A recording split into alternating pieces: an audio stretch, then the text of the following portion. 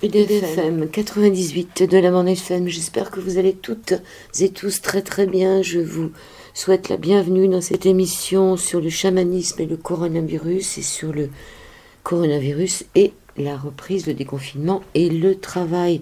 Nous écouterons successivement des chamanes. Brigitte Pietzac, qui est chamane et qui était intervenue sur cette antenne pour la chamane qui lit sur le visage, à retrouver sur YouTube, et aussi une autre chamane sur éveil chamanique. Elle s'appelle Ghislaine Duboc. Elle fait des petites vidéos un peu tous les jours. Je vous conseille de la retrouver sur éveil chamanique. Nous aurons ensuite l'enregistrement de la station Fréquence Médicale avec le professeur Luc Montagnier concernant l'origine du coronavirus. Ce sera suivi par une chanson de Serviteurs de paix, complotisme, et nous parlerons du travail aussi. Nous aborderons le thème du travail. André Gortz, G-O-R-Z, de son vrai nom Gérard Hortz, né en 1923 à Vienne et mort en 2007 à Vosnon. C'est un philosophe, journaliste. Nous parlerons d'un film qui est en téléchargement gratuit jusqu'au 24 avril. Bonne écoute à toutes et à tous. Donc, cette lettre de Laurent Geoffrin. Lettre de Laurent Geoffrin, 15 avril 2020. Virus et humanisme. Le gouvernement annonce que la production française diminuera de quelque 8% en 2020. C'est la plus forte baisse du PIB qu'on ait connue en France depuis la guerre. Cet effondrement provoquera, selon toute probabilité, une remontée en flèche du chômage, un assèchement des recettes publiques, une myriade de faillites d'entreprises. Ce sera une expérience de décroissance in vivo que les Français, et même les écologistes, vivront, à n'en pas douter, comme un cauchemar. On s'habitue à tout depuis le début de cette crise sans exemple. Pourtant, il faut une nouvelle fois considérer, en prenant un peu de recul, l'extraordinaire décision prise par les gouvernements de la planète pour enrayer la pandémie. Voici des pouvoirs qu'on dit obsédés par la croissance, la prospérité, la bonne marche des affaires, et qui n'ont pas hésité, plus de quelques jours, à jeter bas leur économie pour limiter les pertes humaines entraînées par la pandémie. Décision inouïe dans tous les sens du terme. Il y a un siècle, la grippe espagnole, autrement plus meurtrière, avait été dissimulée au peuple et n'avait suscité que des réactions faibles et disparates, malgré un bilan humain de quelques 30 millions de morts. En 1969, un autre virus, celui de la grippe de Hong Kong, avait parcouru le monde en tuant 1 million de personnes, dont environ 40 000 en France. Aucun gouvernement n'avait réagi, sinon par des mesures ténues et parcellaires. La presse y avait consacré quelques entrefilets, mi-rassurants, mi-désinvoltes, et l'opinion, en dehors des familles endeuillées, ne s'est aperçue de rien.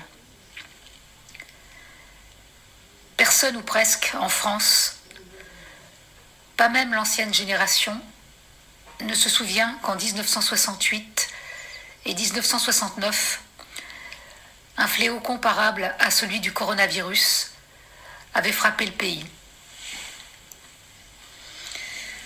Ce petit rappel historique détruit quelques clichés qu'on entend souvent à propos des sociétés contemporaines. Minée par la logique de la rentabilité, dit-on, celle-ci ne cesse de régresser, de faire reculer les protections et les garanties, de sacrifier les valeurs humanistes sur l'autel d'une croissance matérielle sans rime ni raison. La réaction des gouvernements montre tout le contraire. Elle traduit une sensibilité inédite dans l'histoire à la souffrance humaine et un sens aigu de la protection des populations, au regard duquel les considérations économiques se sont effacées. De même, on incrimine l'hubris d'un enrichissement sans fin, la folle course de l'humanité vers un bien-être matériel sans limite. À juste titre, si l'on considère les dommages infligés à la nature par une économie prédatrice pour l'environnement. Mais on oublie de dire que c'est grâce au même enrichissement collectif que les nations disposent des moyens de lutter contre le virus. Sans prospérité économique, point de système hospitalier moderne, d'appareillage sophistiqué, de soignants nombreux et bien formés pour lutter contre la pandémie. Et sans le développement rapide des pays émergents, on doute qu'ils auraient eu les moyens de limiter, comme ils l'ont fait, la propagation du virus. Dernier cliché, cultivé sans retenue par une certaine droite réactionnaire, on déplore sur tous les tons l'individualisme d'une société qui oublierait son héritage, ses traditions, son identité collective et laisserait les habitants du monde global isolés et déracinés, livrés sans défense à l'aveugle volonté de puissance des forces économiques. Or, l'épreuve du confinement que nous vivons depuis un mois, et pour un mois encore, montre au contraire la persistance impressionnante des valeurs de civisme, de discipline collective, d'entraide et de solidarité familiale ou amicale au sein de sociétés qu'on croyait désarticulées et dominées par un égoïsme batailleur. Conclusion dérangeante sous la forme d'une question qui heurtera les Cassandres de la modernité. Et si nous vivions, malgré les excès, les inégalités, les destructions, les angoisses, agités en permanence par tout ce que la scène intellectuelle compte de déclinistes, de prophètes de la décadence, de piti catastrophistes, dans une civilisation dont la conscience humaniste continue de progresser.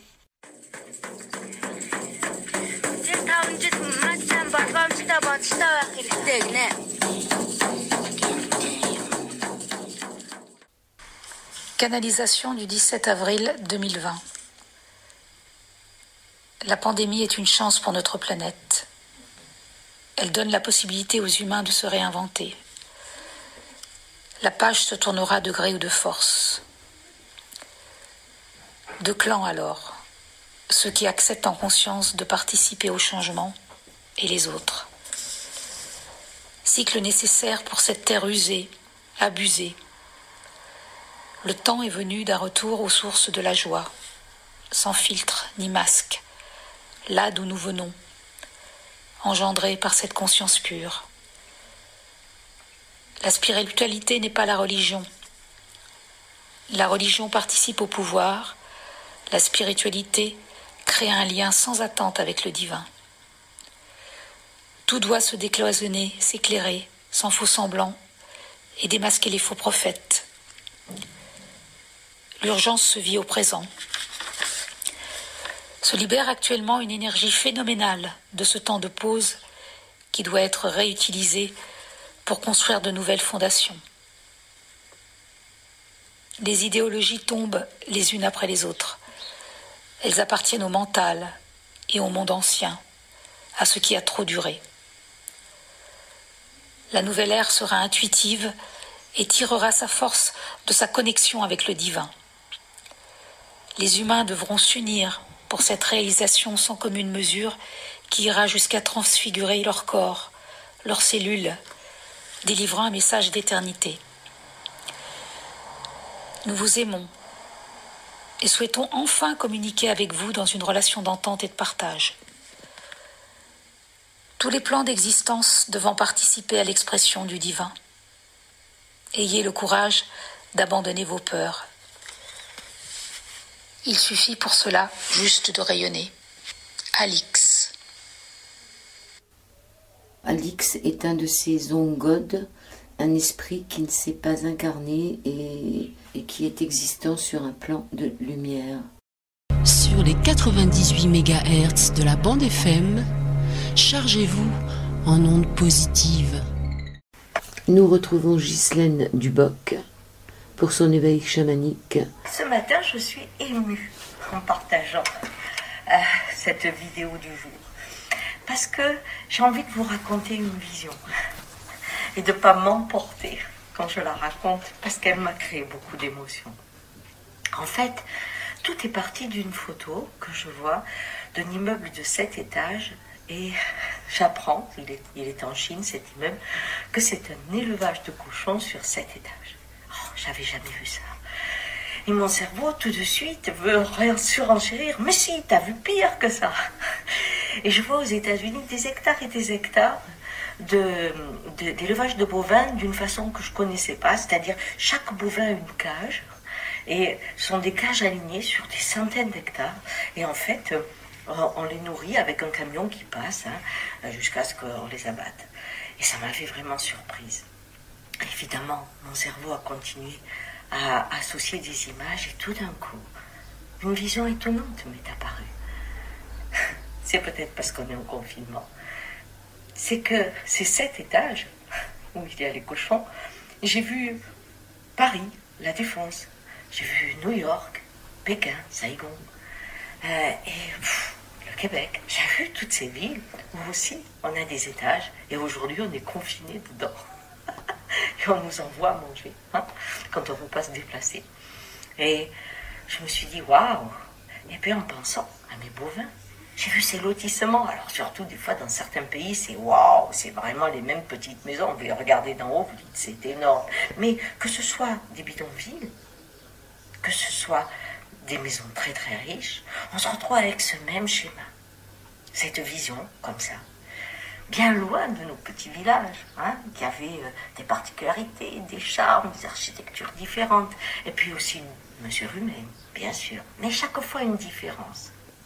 Et en voyant ça, tout d'un coup, je me suis dit, mais nous aussi, on est en cage. Vous allez me dire, vous le savez bien quand même. Ben non, vous voyez, de la même façon que je n'avais pas réalisé qu'on avait mis un livre pour dire les légumes qui devaient encore exister, eh bien, je ne savais pas qu'on était en cage et ce matin, je l'ai su. Et là, c'est ça, c'est la vision de la cage qui m'est apparue, qui m'a angoissée. Pourquoi? Parce que je me suis rendu compte qu'on était un carrefour. On avait créé un monde qui s'appelle le monde de la norme. Une chaîne, la chaîne industrielle, qui touche tout. Elle touche le végétal, on voit ces champs de blé, ces champs de tulipes, toujours mais on voit nos forêts, qui ne sont plus des forêts, elles ne sont plus habitées, il n'y a que 5% qui résistent. Le reste, c'est des usines à bois. Donc on est passé aussi aux forêts industrielles, mais on fait pareil avec les animaux, on a détruit ce qui ne nous intéressait pas, 60% quand même, et puis ce qui reste, c'est ce qu'on va pouvoir mettre dans une chaîne de reproduction, toujours les mêmes, avec une qualification qui s'améliore au fil du temps. On voit les poules, parce qu'on est à Pâques, elles se remettaient à pondre là, mais elles ne pondaient pas beaucoup dans le début de leur vie, mais depuis on les a boostées, elles pondent tous les jours. Eh bien c'est pareil, pour les êtres humains, nous sommes rentrés aussi dans une chaîne qui est la norme, c'est-à-dire la biodiversité que vous ne trouvez plus dans le végétal, que vous ne trouvez plus dans l'animal, que vous ne trouvez plus dans les paysages, ou de moins en moins en tout cas, eh bien, chez l'homme, c'est la même chose. Nous avons imaginé un homme qui serait normal. Et à travers l'éducation, ceux qui ont la chance de s'adapter très facilement à cette normalité, en deviennent gardiens de cette norme au plus haut niveau. Et ils pensent que c'est la vie, que c'est normal. Et les autres sont exclus. Alors soit ils finissent dans la pauvreté, soit ils finissent malades, soit ils finissent en marge, en vivotant à droite à gauche. Et certains arrivent quand même à garder un petit monde sauvage, entre guillemets, où ils espèrent la liberté. Mais la règle devient de plus en plus difficile. Tous les paysages sont réglementés. Et pour le sauvage, c'est un monde qui se meurt de la même façon que la forêt. Alors, on avait une chaîne du vivant, incroyable, qui faisait que chaque particule de l'expression de la vie était unique. que ce soit au niveau du végétal, où vous n'avez pas un grain d'herbe qui ressemble à l'autre, ou du minéral, ou de l'eau, par exemple, pas un seul flocon de neige qui se ressemble, mais au niveau des plantes, des animaux, pas un seul animal le même, pas un seul homme le même. Nous faisions aussi partie de cette biodiversité avant qu'on ait une vue de l'esprit qui nous mette hors norme. Mais cette chaîne vivait d'une façon intelligente, car interactive avec tout, pas séparée, pas cloisonnée. Et nous, on a fait la chaîne industrielle, la chaîne du mort, je l'appelle, parce que on reproduit la même chose. Et plus on évolue, on fait évoluer la norme, plus on monte. Alors aujourd'hui, où on est à l'arrêt, on se rend compte que nos conditions de vie sont semblables à l'élevage intensif. De la lumière tout le temps, une consommation tout le temps. Soit je mange, soit j'achète, soit je fais. Mais il faut que je sois en mouvement tout le temps. Et une forme aussi d'individualisme vraiment développée pour pouvoir séparer les uns des autres et que la solidarité disparaisse peu à peu. Vous voyez, cette chaîne ressemble beaucoup à notre chaîne alimentaire et à notre chaîne végétale. Alors, au fond de nous, pendant cette expérience, on a sûrement modifié certaines choses, comme déjà en addiction. Le mouvement, je suis sûre pour certains, a été encore plus intense en télétravail, mais un dégoût se fait. On a peut-être envie de prendre un livre plutôt que d'être sur l'écran, de faire un mot croisé, plutôt que de jouer avec ses pouces. Il y a quelque chose qui se met en place. Vous allez voir que vous avez moins acheté. Et aujourd'hui, vous allez commencer à avoir moins faim, moins envie d'être distrait. Mais quelque chose de fatigant arrive, une forme de lassitude. Et c'est dans ce cœur de lassitude que vous pouvez regarder ce mouvement, parce que c'est celui-là qui vous fatigue, cette consommation constante de l'activité sur toutes ses formes. Et là, on sait qu'on est un carrefour. Et c'est ça ma vision. Soit ce qu'on vit va être analysé par les gardiens de la norme, et va pousser un monde encore plus dans l'illusion, dans la rêverie. Nous consommerons peu de choses réelles. Nous pourrons peut-être rester enfermés parce que ça va être étudié. Quels sont les endroits où on s'est le mieux adapté, quelles ont été les sources pour nous relaxer, qu'est-ce qui s'est passé. Vous voyez, on va étudier ce schéma et on va essayer de créer des outils.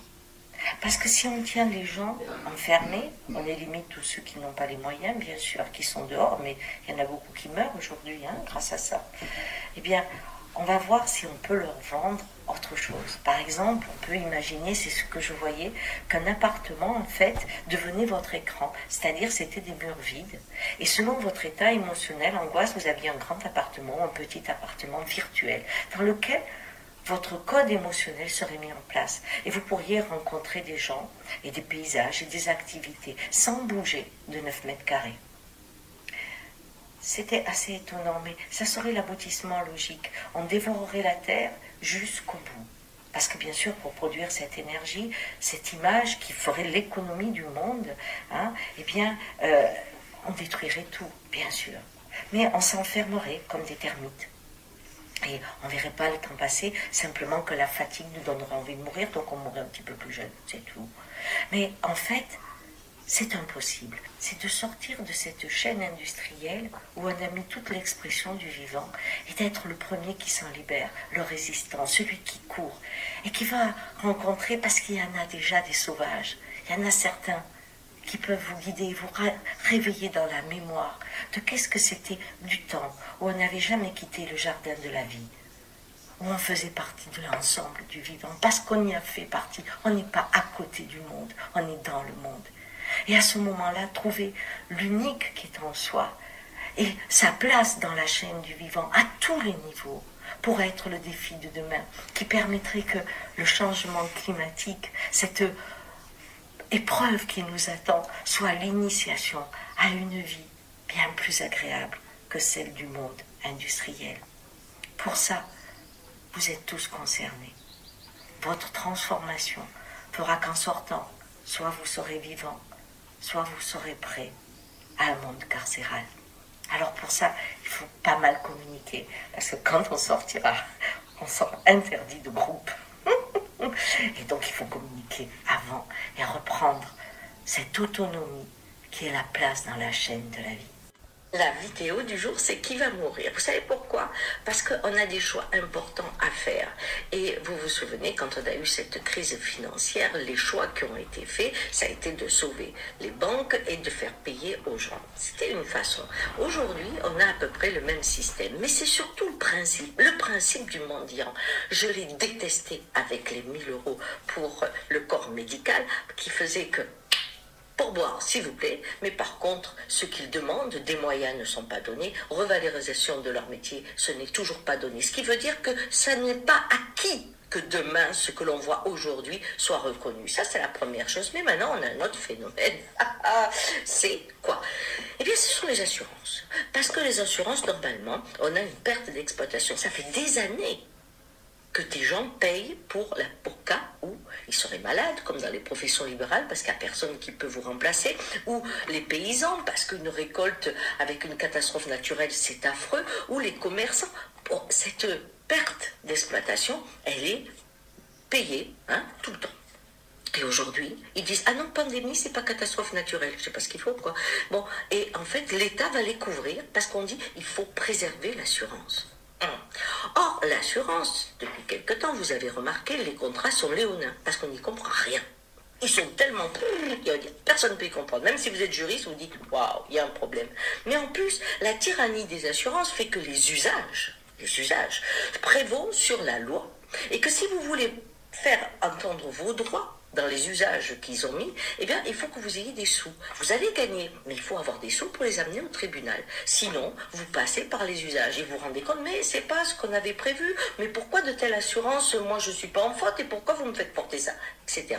Donc, d'un outil qui est un filet pour la vie est devenu une prison, parce que leur réglementation, leur demande pour pouvoir rembourser, eh bien, devient vraiment perverse aujourd'hui. Et là, au moment où on est dans une situation de catastrophe naturelle, l'État protège l'assurance en disant « Ah ben non, elle ferait faillite, sinon, eh ben oui, elle ne protège pas les petits commerçants. » Or, si les assurances payent, eh bien, il y a plein de commerçants, de paysans, de professions libérales qui ne sont pas des mendiants. Ils avaient prévu, ils sont payés pendant des années, des fois 20 ans, 30 ans sans qu'il arrive rien. D'accord? Et là, à nouveau, on vous dit, ah non, on vous donnera des crédits, on vous reportera les choses. Mais qu'est-ce qu'on s'en fout? On a des droits. Et ces droits nous sont enlevés. Et c'est ça qu'il faut regarder. Qui va mourir? On dit qu'on protège l'assurance, mais l'assurance, c'est un système. Le système, on peut le protéger, mais par contre, celui qui l'incarne, on peut lui faire faillite comme à n'importe quelle entreprise. Pourquoi? Le système resterait bon et on pourrait l'épurer un peu pour qu'il soit moins pervers. Car on voit le nombre de maladies aujourd'hui que si vous avez ça et ça, on ne vous assure plus. Ben non, dans votre lignée, il y a ça. Ils sont arrivés à un point où il est temps peut-être, comme pour les forêts, quand des fois la nature met le feu pour purger un peu, comme dans les troupeaux, comme dans tout, des fois la nature, elle crée une période où on assainit. Eh bien là, actuellement, le monde est en train d'être assaini et les assurances pourraient être assainies. Alors voilà, c'est ma réflexion parce que qui va mourir, ça existe aussi dans votre vie. Vous aussi. Et vous avez sûrement rencontré, je vous en donne un exemple, un moment où le système prend sur vous. C'est quand on dit, oh ben tiens, je vais faire une tirelire. Alors bon, allez, je mets 10 €, 20 €, 30 €, puis à un moment, ça fait une petite somme. Et ce qui était un jeu fait que, ah oui, j'ai quand même pas mal. Et là, quand vous voulez le reprendre, vous dites, ah ben non, c'est la tirelire. C'est comme quand vous faites un PEL ou je sais pas quoi, que vous prenez un placement. Ah oui, mais ça c'est mon placement. Et combien de gens vous connaissez? Ils sont en difficulté, c'est-à-dire que ce pourquoi c'était fait, la petite sécurité était faite pour là, quand il faut y toucher, c'est pas possible. Et ils vont aller jusqu'au bout, des fois dans un état de misère, alors qu'on dit, mais t'avais une cagnotte là, pourquoi tu l'as pas pris? Le système. Quand le système nous domine, que ce soit au niveau individuel, que ce soit au niveau des États, il faut être très vigilant. Le système peut être bon, je reprends la cagnotte. Si je dis, bien, je vais faire des économies, je le mets là pour m'acheter un fauteuil. Quand le montant du fauteuil est arrivé, ça perd tout son poids. Par contre, si je vais faire des économies pour ma sécurité, j'en ai jamais assez. Vous voyez la différence? Donc, qui va mourir aujourd'hui? C'est une bonne question à se poser à soi et à l'État. J'ai une infirmière qui me disait, tu sais, c'est fou parce que on dirait qu'ils n'ont rien d'autre à faire dans l'administration. Ils t'envoient quoi? Des consignes, des circulaires où il faut faire ça et ça. Alors tu les regardes et puis tu rigoles parce qu'il n'y a aucun outil pour le faire. Savoir qu'un masque, il faut le changer tant de fois. Quand tu n'as pas de masque, tu t'en fous, tu vois. Mais ils prennent beaucoup de temps et tu en reçois tous les jours des nouvelles. Ah, ils analysent. C'est une façon incroyable. Mais j'entendais dans sa voix qu'elle était quand même contente parce qu'elle avait repris le pouvoir. C'est-à-dire que ces papiers, cette administration, comme celle qui me raconte, qui est psy dans un hôpital où ils font des greffes et où il y a une partie qui sert au coronavirus, elle dit, bah écoutez, moi je vais pouvoir donner un coup de main aussi de l'autre côté parce que chez nous c'est calme. Elle dit, ah non, vous êtes affecté là, vous n'allez pas là. Elle dit, ah, tiens, je vais y aller quand même. Mais on retrouve cet ordre de l'administration qui a pris le pouvoir sur la médecine, hein, le pouvoir économique et le pouvoir réglementaire qui fait que ce n'est pas celui qui pratique, celui qui connaît ses besoins, qui est écouté, mais c'est un système virtuel. Ce qui fait que, si vous vous souvenez, il y a quelques mois, hein, eh bien, ces gens étaient franchement humiliés, parce qu'ils avaient beau faire l'état des lieux, il y a des images, par exemple, où on voyait les urgences avec les gens dans le couloir, qui sont les mêmes qu'on voit aujourd'hui, et ils avaient beau annoncer, faire des chansons, faire des grèves, démissionner, parler, prouver que c'était impossible ce qui se passait. L'administration continuait, on ferme des établissements, on licencie des gens, on crée des déserts de médecins dans les campagnes. Continuer. Et donc ces gens qui, à la fin, peut-être devenaient fous, parce qu'il y en a qui disaient je ne sais plus faire mon métier, parce que ça devient dangereux. Hein. Donc, et puis surtout, on est humilié. Hein. Quand la Buzyn disait 50 €, franchement, ça devenait une honte, cette histoire. C'est incroyable. Donc, ces gens-là, tout d'un coup, grâce au coronavirus, sont enfin capables de montrer qu'est-ce que c'est qu'un médecin, avec le dévouement, avec la passion, avec le courage aussi. Hein. Et ils le font dans des conditions qui révèlent bien sûr que tout ce qu'ils avaient dit était vrai. Et quand on voit cette générosité, hein, où les heures ne sont pas comptées, le retour à la maison parfois difficile à cause des voisins, mais aussi parce qu'il faut se changer, il faut tout nettoyer pour ne pas contaminer les siens, et puis il faut être courageux parce qu'on risque de mourir vu qu'on n'est pas du tout équipé. Ils vont au-delà, ils sont dans la mission, ils sont aussi dans le déni des fois de leur sécurité. Eh bien, ce schéma d'être en bas et puis d'être en haut, me rappelle un schéma que l'on connaît dans des couples pervers, où vous en avez un qui prend quelqu'un qui n'a pas trop confiance en lui, hein, et puis il le regarde comme une merveille. Alors la personne donne tout ce qu'elle a, et au moment où elle pense qu'elle va avoir les fruits, pouf, elle dit non, c'est pas ça que je voulais. Et pouf, la personne, elle tombe. Et je me demande, quand je vois arriver les 1 000 €, le fait du prince, 1 000 €, je pense que si on payait juste les heures supplémentaires, le travail qui n'a pas, les vacances qui n'ont pas eu lieu, etc., franchement, il y aurait plus que 1 000 €. Mais ce fait du prince est rien de plus qu'humiliant. Alors vous allez me dire, oh, Gisèle, t'exagères. Mais ça c'est quand même révélateur, parce que si ça avait été la cerise sur le gâteau, eh bien ces gens, cette profession aurait gardé sa dignité. Alors que là, c'est indécent. Pourquoi? Si le président avait dit, voyez, vous aviez raison, et on revoit l'état des lieux, et déjà je vous donne ça, ça et ça. Au moins 2 ou 3 de leurs revendications. À ce moment-là, toute cette époque où ils ont été mis à terre, leur permet de redevenir puissants et d'être dans cette époque des personnes construites. Or là, on donne 1 000 €. Et ensuite, qu'est-ce qui va se passer si on fait comme dans le couple pervers en disant « Oui, c'était bien, mais enfin, bon, vous avez juste fait votre travail. » Et qu'on commence à minimiser pour pouvoir garder le cap. Parce que à travers cette expérience, on aura découvert que on peut faire par exemple des consultations par écran et que du coup ça peut faire des économies. Moi j'en ai fait une parce que je toussais beaucoup, ça a duré 6 minutes, 30 €, 4 questions et il m'a dit non, ça doit être une trachéite, c'est pas le corona. Bien, ça n'a rien à voir, on ne vous touche pas, vous n'avez pas de particularité, mais ils peuvent se dire tiens, c'est beaucoup mieux en fait comme ça. Ou alors, actuellement, il y a des groupes de médecins, d'infirmières, de gens qui sont en train de créer des nouvelles structures pour répondre à l'urgence des quarts qui sont des quarts médicaux, des choses fabuleuses. On pourrait dire, tiens, ben, on va prendre ces gens de terrain qui ont eu de la créativité, on va leur mettre un séminaire et on va voir le monde de demain dans la médecine. Et on redonne la parole à celui qui pratique et pas à l'économie. Eh bien, nous allons avoir ces deux possibilités. Et là, aujourd'hui, j'aimerais que vous vous rappeliez ce temps où vous êtes dans le réel et où vous savez qu'il y a des gens qui sont prêts à donner leur vie pour vous.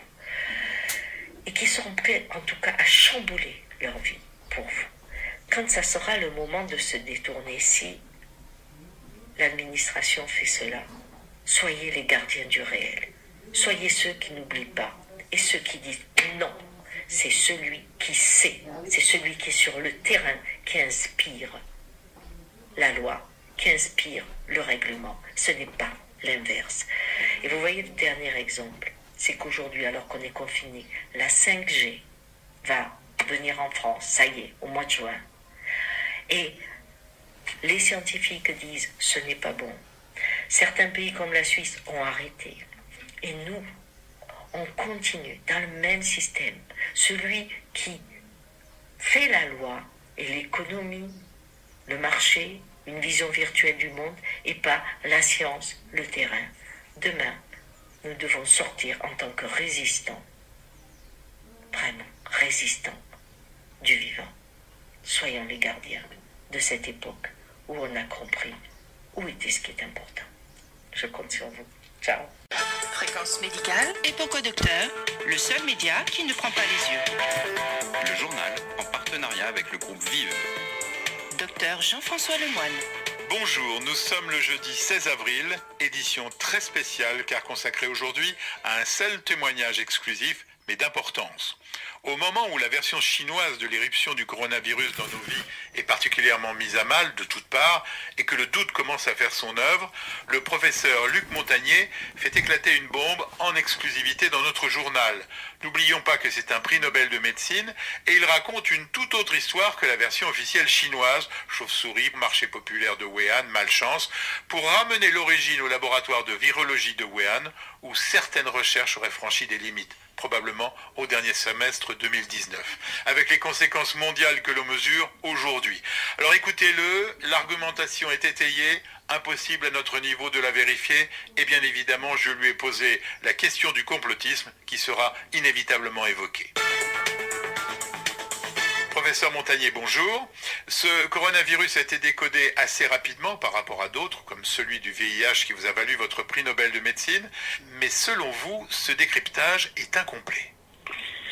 C'est-à-dire que le laboratoire de la ville de Wuhan s'est spécialisé sur ce type de virus, ces coronavirus, depuis très longtemps, depuis le début des années 2000. Donc ils ont une expertise dans ce domaine, et ce qui m'a poussé à regarder de près, si vous voulez, la description du génome, c'est-à-dire la séquence de l'acide nucléique, qui est un ARN, de ce virus. Voilà, alors ça c'est le début, si vous voulez, d'une analyse qui a été faite, non seulement par moi, mais aussi surtout par mon collègue mathématicien, qui s'appelle Jean-Claude Pérez, et qui continue maintenant à développer ce que j'appellerais une biomathématique, c'est-à-dire l'application des mathématiques à la biologie.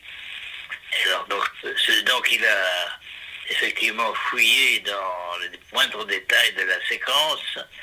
On n'a pas été les premiers, puisque un groupe de chercheurs indiens a essayé de publier une analyse qui montrait que le génome complet de ce virus, de ce nouveau virus, coronavirus, avait des séquences d'un autre virus qui est, aux surprises pour moi, qui est le VIH. le virus du sida. Donc ceci a été publié d'abord par le groupe indien. On l'a obligé de se rétracter parce qu'il y a une énorme pression pour tout ça, n'est-ce pas, pour que la vérité se fasse toujours. Mais la vérité scientifique fait toujours par dominer, si vous voulez, par émerger même de tout ce qu'on veut cacher. On peut comprendre que trouver des morceaux de VIH dans ce coronavirus a dû vous troubler, mais n'est-ce pas tout simplement une mutation naturelle de ce virus dans l'organisme d'un malade atteint du sida ? Non, parce que, si vous voulez, pour insérer une séquence de VIH dans le génome, il faut avoir des outils moléculaires. C'est pas le patient qui va le faire. C'est l'homme de laboratoire. Maintenant, il y a quelques années, c'était dur, que maintenant, c'est beaucoup plus facile. Beaucoup plus facile maintenant. Cette hypothèse naturelle étant levée, ce ne peut être donc qu'une manœuvre délibérée. Alors, l'hypothèse, c'est que ce virus sort du laboratoire de Wuhan. Il y a un laboratoire de haute sécurité, malgré tout. Ce virus a échappé peut-être à ses promoteurs. L'histoire du marché aux poissons est une belle légende, si vous voulez, mais ça n'est pas possible. Il y a très peu de choses. Qu'un virus de chauve-souris, parce qu'au départ, donc, ils ont travaillé sur un modèle qui est le virus de chauve-souris, et c'est ce virus-là qu'ils ont modifié. Mais leur but était de fabriquer une arme biologique, un virus agressif, ou ce qui serait plus tolérable, fabriquer un vaccin contre le sida? Je pense, c'est l'hypothèse la plus raisonnable, c'est de penser qu'ils voulaient faire un vaccin contre le VIH, donc et utiliser un coronavirus qui, en principe, pouvait être atténué et ne pas donner de maladie, comme vecteur, si vous voulez, comme porteur des antigènes, enfin des parties de molécules du virus du sida qui pouvaient servir à un vaccin. C'est donc l'histoire de l'arroseur arrosé version tragique. Voilà, c'est un travail d'apprenti sorcier, si vous voulez. Malheureusement, enfin on connaît beaucoup de choses en biologie moléculaire, on peut faire des bricolages, mais on a oublié, ou plutôt on n'a pas perçu le fait que nous sommes dans la nature depuis nos ancêtres sont là depuis des millions d'années. La nature ne tolère pas n'importe quoi. C'est-à-dire qu'il y a des harmonisations, et c'est ce que mon collègue Pérez a beaucoup développé dans les années précédentes. C'est-à-dire que la nature n'admet pas n'importe quelle construction moléculaire, ou si elle les souffre, elle essaye de les éliminer. Et c'est ce qui est en train de se passer. Selon vous, la nature nous offre un rattrapage. Alors c'est la deuxième partie de mon message, si vous voulez. Ce qui est en train de se passer, c'est que la nature élimine ces corps étrangers du génome du coronavirus, et on assiste à un nombre de mutations spectaculaires, ce qu'on appelle maintenant des délétions, parce qu'on enlève justement les morceaux qui ont été altérés, les morceaux du VIH. La nature les enlève spontanément au fur et à mesure que le virus passe d'un patient à l'autre. Et ça, on le voit maintenant. Surtout, c'est les patients américains qui ont été les derniers infectés. Et on voit ça sur la côte ouest, la côte pacifique des États-Unis, à Seattle par exemple, où là justement le virus qui infecte commence une dégringolade énorme dans cette petite partie du génome du coronavirus. Une lueur d'espoir. C'est une lueur d'espoir. C'est une lueur d'espoir pour penser que même si on ne fait rien, les choses vont s'arranger. Mais quand même au prix de beaucoup de morts. Donc si on peut accélérer cela, et moi j'ai des propositions à faire, mais là j'ai besoin de beaucoup de moyens. J'ai besoin de moyens, mais je pense qu'on peut, par des ondes, si vous voulez, des ondes interférentes, avec les ondes qui sont derrière ces séquences d'ARN, on pourrait peut-être éliminer, même chez les patients, on pourrait éliminer ces séquences par des ondes. Tout ce que vous venez de nous expliquer, professeur Montagnier, est à la fois clair mais aussi terrifiant. Vous avez la crédibilité du chercheur reconnu et l'aura de votre prix Nobel, mais ne risque-t-on pas de vous taxer de complotiste?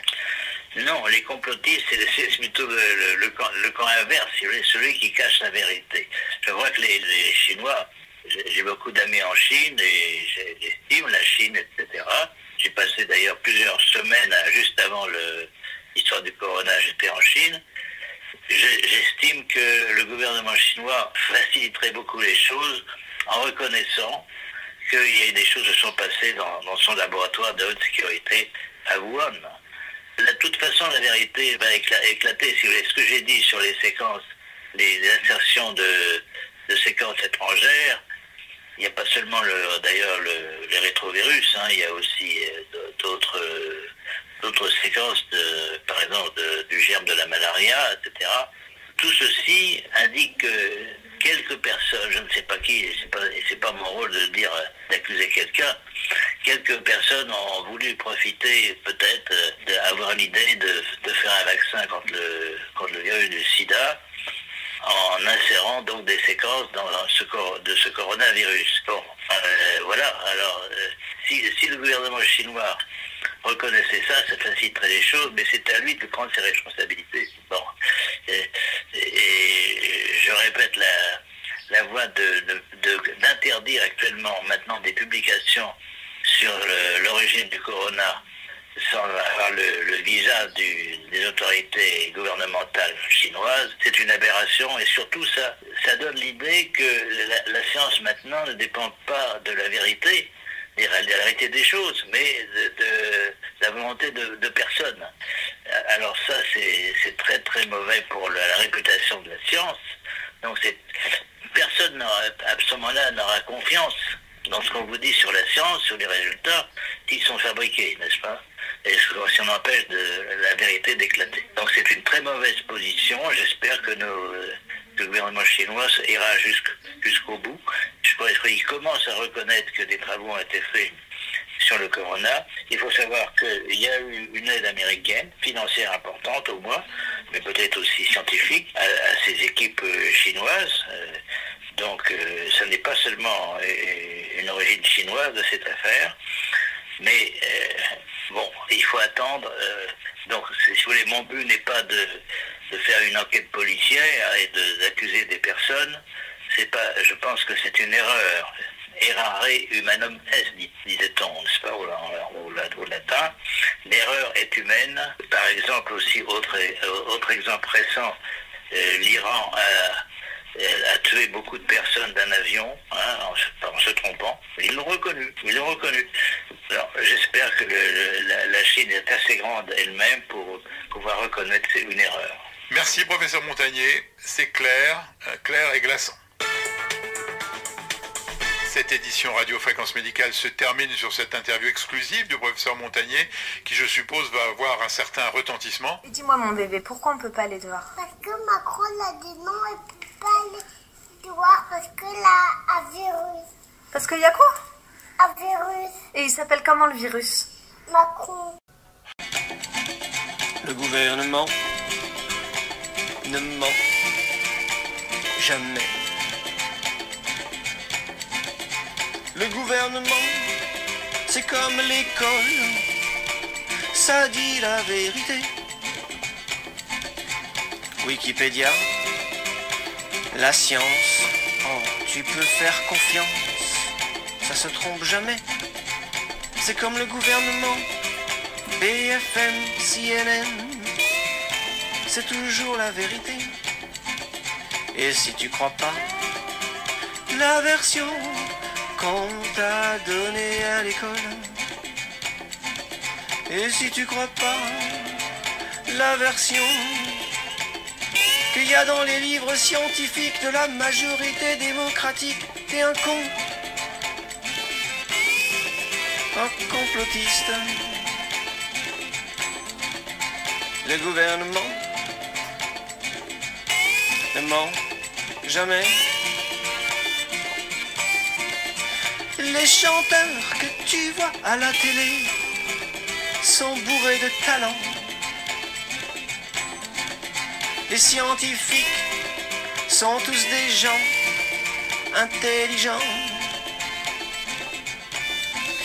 Et si tu crois pas ces choses-là,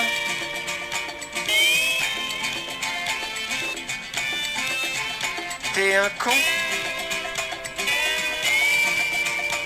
Complotiste, c'est ça que t'es. Allez, les complotistes, que la paix soit avec vous. Peace and love. Un film en accès gratuit, libre et gratuit, jusqu'au 25 avril, Lettre A, G comme la lettre. C'est un film consacré à André Gorz, G-O-R-Z, l'un des intellectuels les plus stimulants du XXIe siècle, qui est un disciple de Sartre, très influencé par Ivan Illich. Il fut tout à la fois philosophe, journaliste engagé, critique économique, penseur de l'autonomie et pionnier de l'écologie politique en France. Il s'est consacré toute sa vie à penser les possibilités d'une organisation différente de la société pour faire face aux risques écologiques majeurs qui viennent. Vous tapez https://andrégorz toutattaché.fr /le-6 film/ je répète https://andrégorz andrégorz.fr /le-6 film/ Voilà, si vous avez envie de voir ce film, il est très intéressant. En plus, il est très beau. Donc ne vous gênez pas, regardez ce film de André Gorz, qui s'est malheureusement suicidé avec sa femme en 2003 dans sa maison de l'Aude.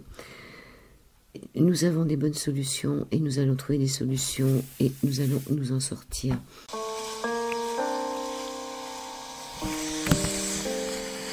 Mais toi, André, pourquoi tu n'as rien tenté ici? Certes, tu menais une vie simple. Avec Dorine, l'un de vos plus grands plaisirs était de boire un thé tout en admirant vos arbres fruitiers auxquels tu tenais tant. Mais votre sobriété était individuelle. La dimension collective n'existait pas. Tu préférais t'en tenir à un rôle d'intellectuel qui observe le monde avec recul. Écrire pour toi, c'était exister. Il t'arrivait pourtant de proposer des alternatives bien concrètes. Les meilleurs produits sont ceux qui donnent satisfaction le plus longtemps et qui, par leur qualité esthétique, permettent qu'on s'y attache. Les meilleurs produits sont les plus durables, les plus faciles à réparer et à entretenir, les plus faciles à démonter en fin de vie pour en récupérer les métaux, ceux qui, à service rendu égal, consomment le moins d'énergie. Des incitations sont possibles. La TVA réduite sur les produits durables, l'indication de la durée de vie à côté du prix, le mode d'emploi décrivant les réparations les plus courantes, leur durée, leurs tarifs, l'indication sur tous les appareils de leur consommation d'énergie. On peut aussi faire mieux avec moins. Utilisation en commun permet d'obtenir des équipements qui dépassent les moyens d'un seul ménage. Elles peuvent aussi permettre des économies très importantes aux individus et à la collectivité. Quels sont les équipements à prévoir dans tout immeuble nouveau et dans les quartiers anciens pour tout îlot? Une laverie buanderie, un local de séchage du linge chauffé par le circuit d'eau chaude, un atelier de bricolage, un local de jeux pour enfants et pour adultes, une salle de télévision, de projection et de musique. Mais alors, si mettre en commun est si avantageux, pourquoi consommons-nous autant? D'après toi, la société de consommation ne s'explique pas tant par la publicité ou la mode. Pour toi, c'est parce qu'on subit son travail toute la semaine que l'on veut consommer tranquillement le week-end. Le labeur, qui était essentiellement le travail du laboureur, il y avait l'œuvre, qui était l'activité des artisans qui œuvraient, qui créaient des produits entiers, qui étaient à la fois beaux et utiles. Et le travail était tout ce qui est pénible et désagréable. Nous avons pris l'habitude d'appeler travail tout et n'importe quoi. Le travail de la prostituée, l'activité du compositeur de musique, on parle du travail de l'écrivain, l'activité du peintre, du philosophe, tout cela est mis sur le même plan que le travail de l'ouvrier. Or, il y a là des contresens manifestes et périlleux. Car le travail au sens économique, qui est l'occupation dominante d'environ 90% des personnes actives. Le travail au sens économique est quelque chose de spécifique, qui ne peut pas s'étendre indéfiniment à n'importe quoi. Il a pour caractéristique essentielle d'être une activité rémunérée qu'on accomplit pour gagner sa vie et dans laquelle ce qu'on gagne compte davantage que ce qu'on fait. Je ne dis pas que ce qu'on fait ne compte pas du tout dans les emplois rémunérés. Je dis qu'il y a une différence fondamentale entre ce qu'on fait par conviction, par vocation, par nécessité intérieure ou par goût et ce qu'on fait pour gagner sa vie. Non, je ne travaille pas par conviction, ça c'est sûr. Et je ne suis pas la seule. On passe son temps à se plaindre de notre travail. Burn-out, surmenage, suicide. Pas de place à la créativité, à la lenteur, à la découverte. Certains apprécient leur travail. Tout travail se déroule dans 3 dimensions. Et le travail ne devient une activité autonome que s'il est auto-organisé dans son déroulement, libre poursuite d'un but qu'il s'est lui-même donné, humainement épanouissant pour la personne qui s'y livre. Et l'autonomie, pour Gortz, c'est pouvoir vouloir ce qu'on fait. André Gortz parle d'activité autonome. Et d'une certaine manière, en insistant sur le mot activité, il met un peu en opposition, cette fois-ci, la question de l'activité autonome du travail hétéronome. C'est-à-dire de ce qu'effectivement on nous demande de faire, ce qui nous est prescrit.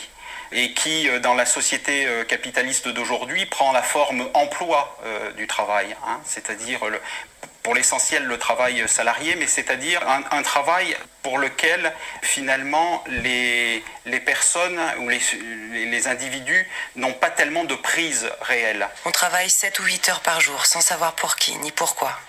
Et en plus, il faut se battre pour ça. Toi aussi, André, tu as connu ces galères. Après avoir suivi à Lausanne, en Suisse, des études de chimie dont tu ne feras pas grand-chose, tu as traduit quelques romans et fait quelques piges pour un hebdomadaire de gauche avant de venir t'installer à Paris avec Dorine. Tu y as vécu de longues périodes de chômage et travaillé comme secrétaire ici ou là. Puis après 5 années de précarité, tu as enfin trouvé un job de journaliste. Cela a permis de nourrir tes réflexions politiques, même si tu voulais écrire des livres, pas des articles.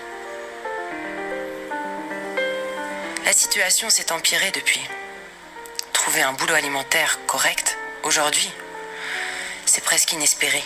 Le chômage, ce n'est pas simplement l'exclusion par le non-travail, ça finit par être ça quand on est trop longtemps sans travail. C'est la condamnation à ne pas pouvoir utiliser ses capacités dans la société pour la marche de la société. Prétendre que l'on va régler ce problème en créant des emplois de pompistes, d'accompagnateurs, d'hôtesses ou d'hôtes dans les gares, etc., c'est vraiment se faire des illusions. On pourrait tous travailler un peu moins. Au lieu de ça, on multiplie les métiers de services précaires.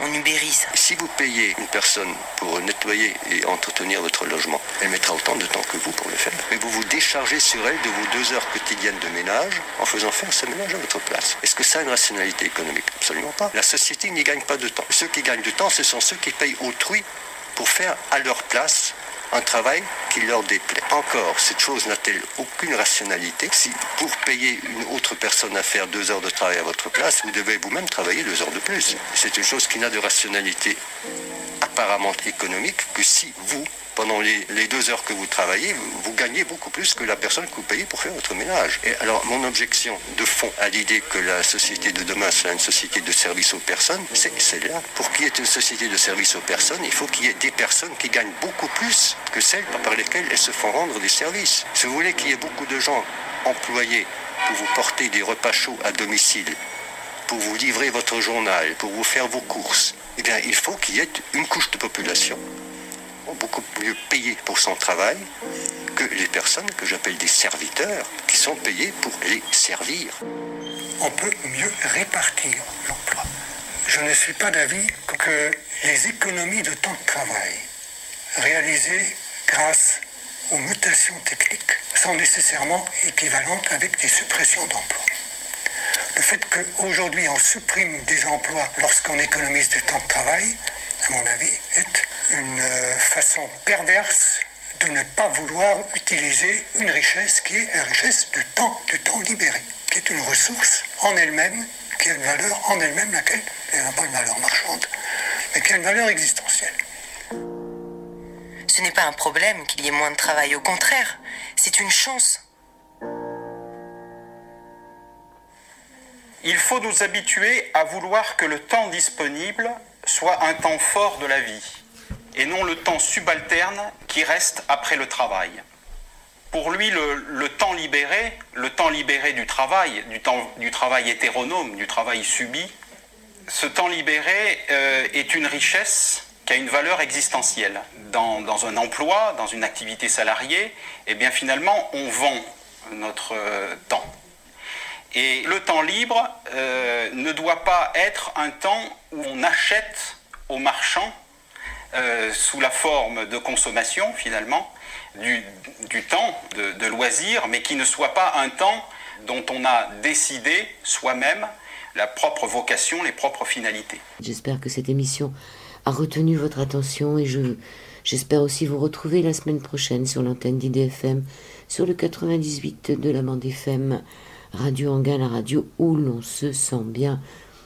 Très bonne semaine à toutes et à tous, et n'oubliez pas, si vous avez des idées, si vous avez des envies de communiquer vos coups de cœur, contactez-moi sur Solune, SOLUNE 7 en chiffres @gmail.com, solune7 @gmail.com, ou sur ma chaîne YouTube. À la semaine prochaine, portez-vous bien.